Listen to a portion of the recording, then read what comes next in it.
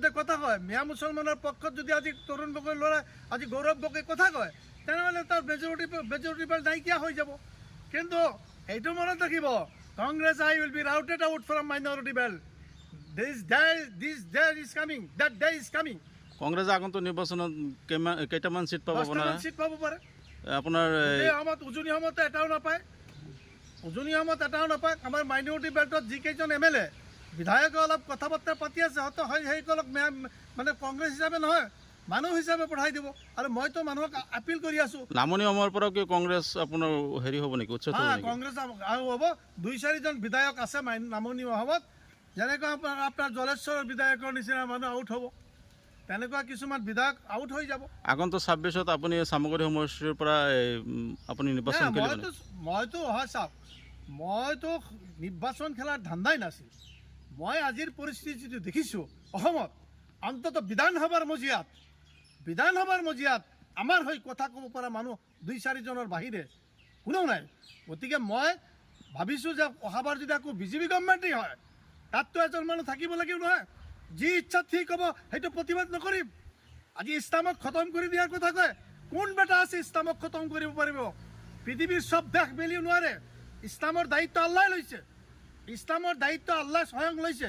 ইছলাম খতম কৰিব পৰা শক্তি কাৰ আছে? ইছলামৰ মানুহক ক্ষতি কৰিব পাৰে, আৰু আমি প্ৰকৃত মুছলমান হ'ব পৰা নাই নহয়, নহ'লে আমাৰ এটা নোম ছিঙিব নোৱাৰিলে কোনেও। আমি অসমৰ মুছলমানক মই অনুৰোধ কৰিম, অন্ততঃ সকলো মুছলমানক মই আপোনালোকে মুছলমান হ'বলৈ চেষ্টা কৰক, মুছলমান হ'বলৈ চেষ্টা কৰক। কোনেও আপোনালোকক একো কৰিব নোৱাৰে। এইবিলাকতো ক্ষণস্থায়ী ব্যাপাৰ।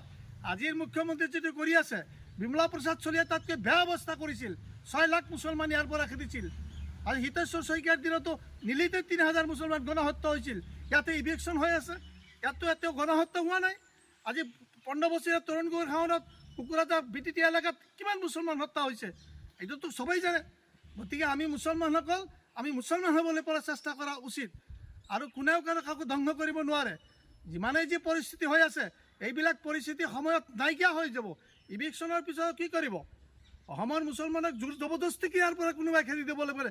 আমি যিসকল ভাৰতীয় নাগৰিক, দেশৰ আইন নাই, দেশৰ কানুন নাই, চব আছে, কিন্তু কোনোবাই হয়তো ভাবি আছে যে মই অহাবাৰ আকৌ মুখ্যমন্ত্ৰীটো হ'ব লাগিব। সেইকাৰণে আজিৰ মুখ্যমন্ত্ৰীয়ে এটা ছাইড লৈছে হিন্দুসকলৰ। হিন্দু মানুহৰ ভিতৰত চব মানুহ আপোনাৰ লগত লাই। অসমৰ মুখ্যমন্ত্ৰীক আজি মই এই মিডিয়াৰ জৰিয়তে ক'ব বিচাৰিছোঁ, আপুনি নাভাবিব অসমৰ আলি কুলি আলিসকলক ভাত দি বাকী জনগোষ্ঠী আপোনাৰ লগতেই থাকিব, এই কথাটো আপুনি নাভাবিব। সকলো মানুহে বেয়া পাইছে। 90% মানুহে অসমীয়া হিন্দু মানুহে আমাৰ ওপৰত যিটো অত্যাচাৰ চলি আছে, 90% মানুহে বেয়া পাইছে।